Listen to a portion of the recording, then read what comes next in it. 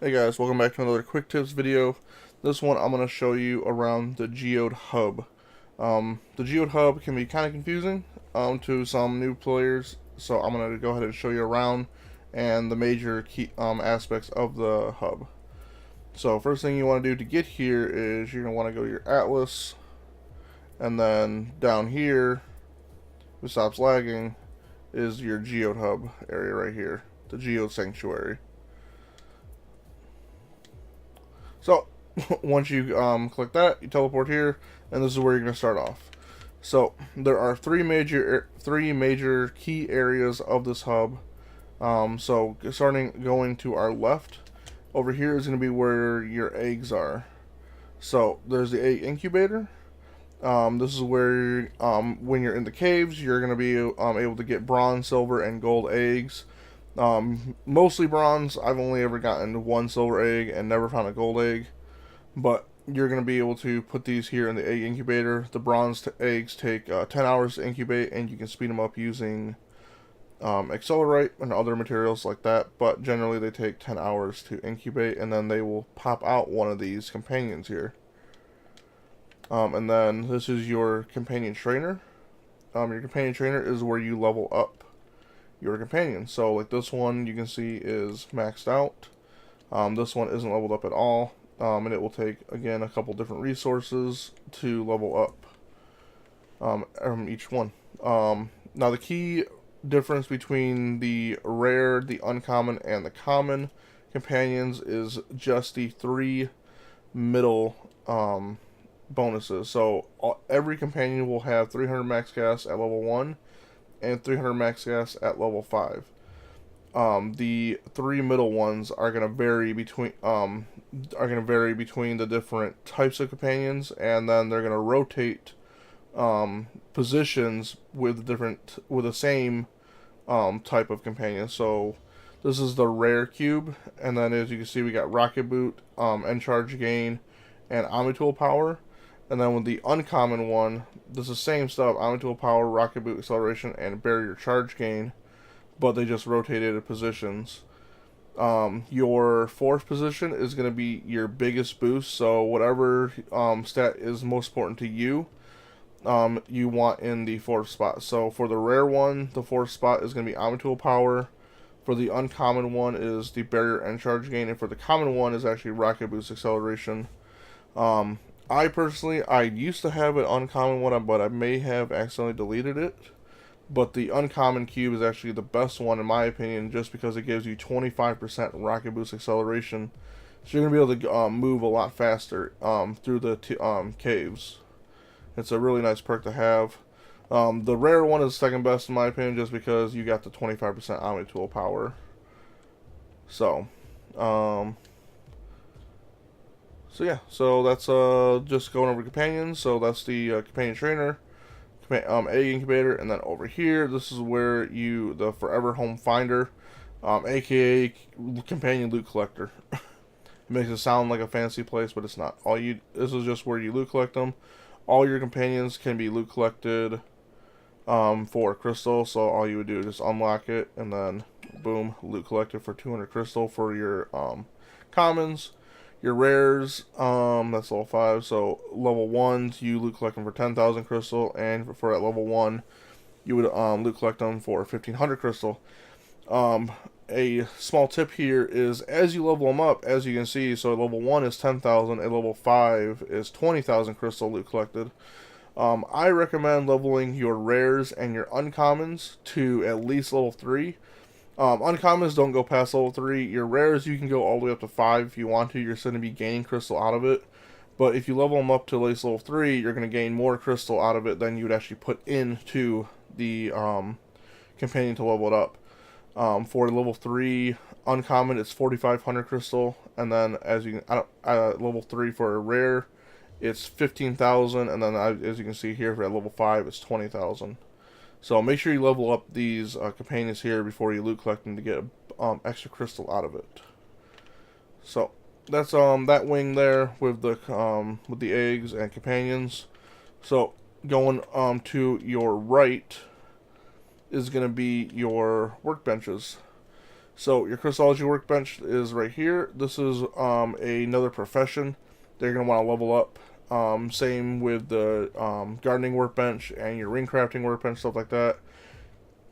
To level up, you're going to need to make 50 things in each level to move on to the next level.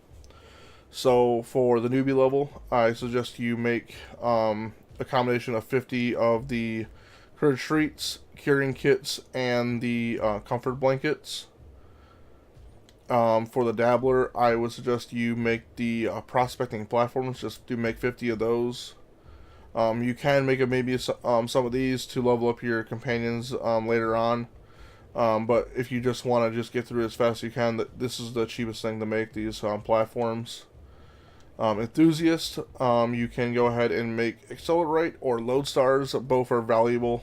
Whatever you want to make, you can easily go through 50 Accelerate. So this is what's going to speed up your eggs.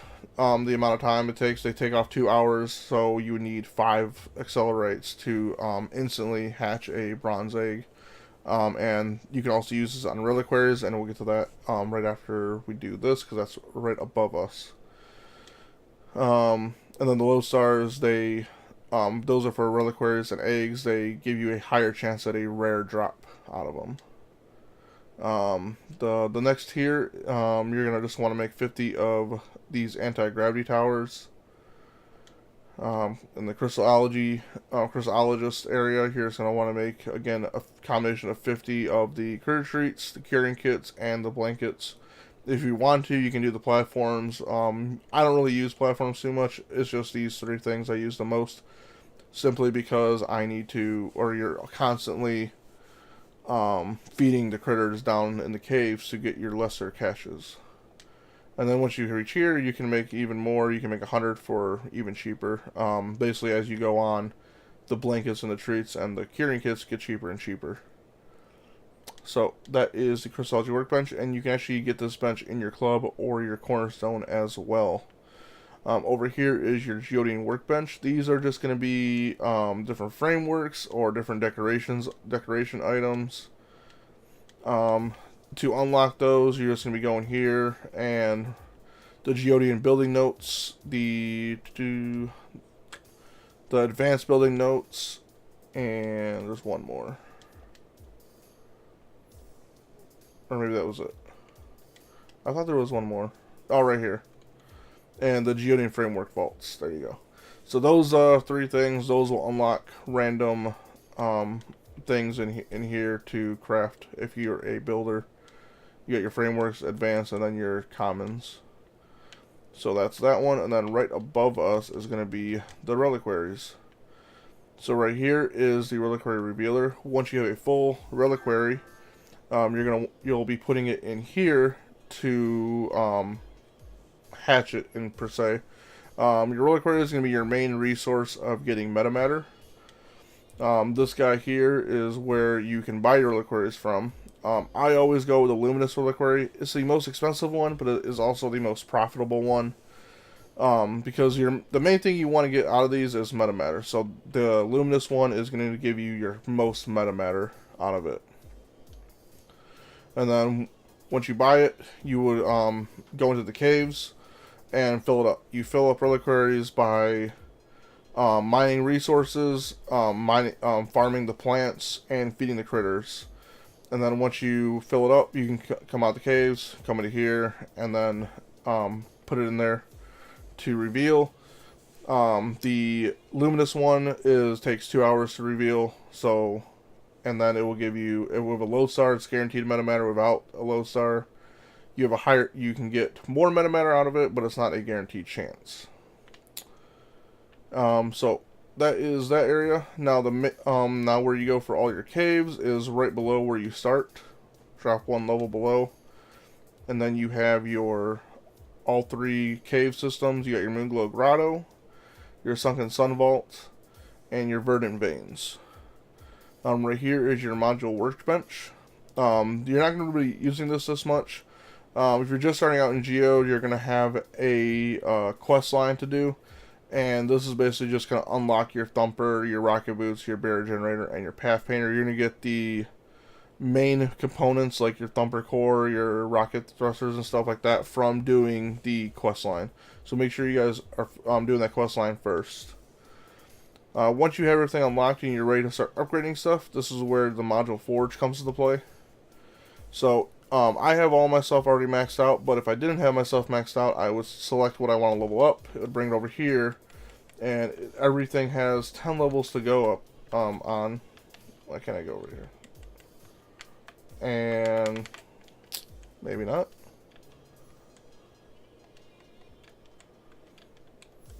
Well, it's not working, but anyway, you can scroll up and down, and every level gives you better stats on it, improves the module. Your Omni tool is going to be like your lasermancy, so you're going to want to upgrade that to farm higher tier resources and farm them more efficiently. Your gas is also another really important one to do because that lets you survive longer in the caves, and also you can survive in the higher tier caves, as well as your end charge is another very important one. That is like your energy regen, basically.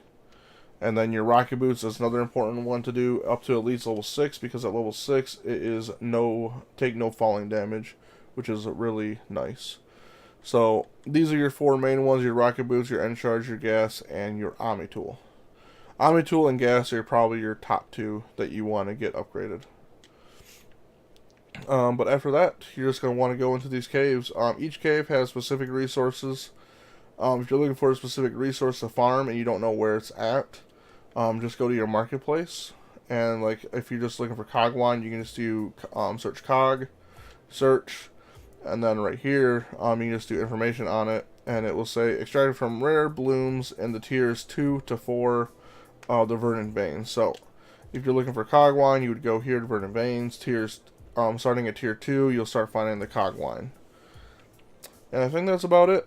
Hope you guys found this video helpful. This was just going to go over the different areas and aspects of the Geode Hub.